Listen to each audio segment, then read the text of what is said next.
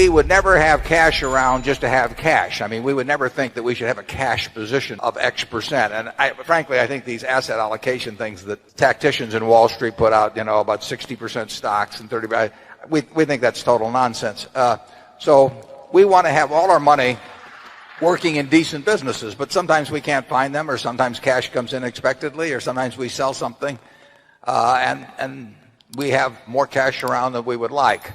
And more cash around than we would like means that we have 10 or 15 cents around, because we want money employed, but we'll never employ it, just employ it. And you will find us quite unhappy over time if cash just keeps building up. And I think one way or another we'll find ways to use it. You may have trouble believing this, but Charlie and I never have an opinion about the market, because it wouldn't be any good, and it might interfere with the opinions we have that are good.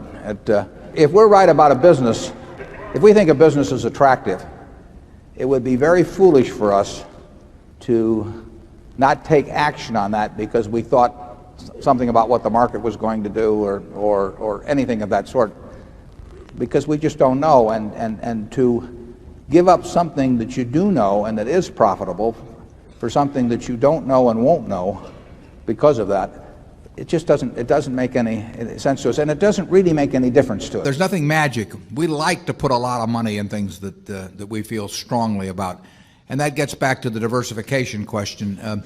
We think diversification, as practiced generally, makes very little sense for anyone that knows what they're doing. Diversification is a protection against ignorance. I mean, if you want to make sure that nothing bad happens to you relative to the market, you own everything. There's nothing wrong with that. I mean, that is a perfectly sound approach for somebody who does not feel they know how to analyze businesses.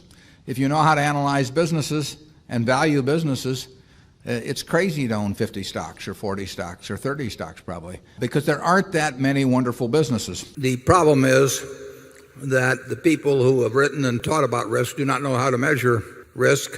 And the nice thing about beta, which is a measure of volatility, is that it's nice and mathematical and wrong in terms of measuring risk. It's a measure of volatility, but past volatility does not determine the risk of investing. I mean, actually take it with farmland here in 1980 or in the early 1980s, farms that sold for $2,000 an acre went to $600 an acre.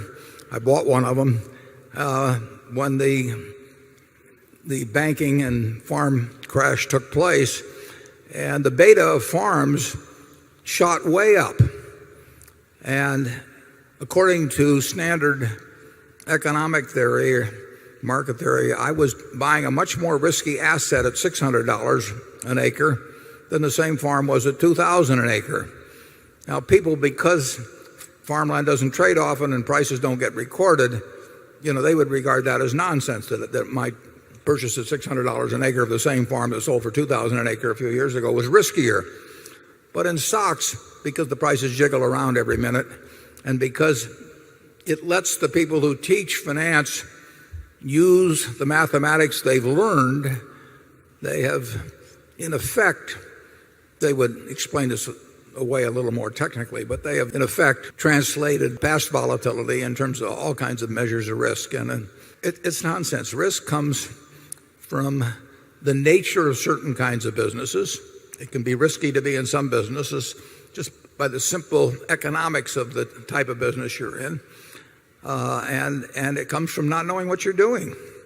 And it is, if you understand the economics of the business in which you are engaged, and you know the people with whom you're doing business, and you know the price you pay and is sensible, you don't run any real risk. It's a temperamental quality, not an intellectual quality. You don't need tons of IQ in this business. I mean, you have to have enough IQ to get from here to downtown Omaha, but you do not have to be able to play three-dimensional chess or be in the top leagues in terms of bridge playing or something of the sort. You need a stable personality. You need a temperament.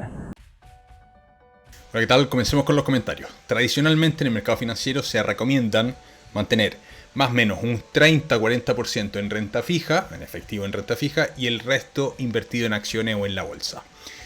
Esta es una forma tradicional de verlo, pero hay otra manera, que es que el efectivo, que va a estar en renta fija, tú lo midas de manera temporal. Por ejemplo, tener 6 meses de mi costo de vida en renta fija, tener 12 meses, 24 meses, 36 meses los más conservadores y todo el resto 100% invertido. Obviamente en el caso que te acabo de dar de tener 36 meses en renta fija es excesivo. Si una persona está partiendo, podríamos pensar en tener un fondo de seguridad de 3 a 6 meses y todo el resto que se destine a inversión. Entonces, piénsalo también que el porcentaje de efectivo, el porcentaje de renta fija, no necesariamente verlo como un porcentaje del portafolio final, sino que en unidades de tiempo. Segundo punto, las condiciones de mercado. Si tú estás comprando índices, una de las mejores formas de invertir en esto es lo que se conoce como la estrategia DCA, que es el estar comprando de manera permanente.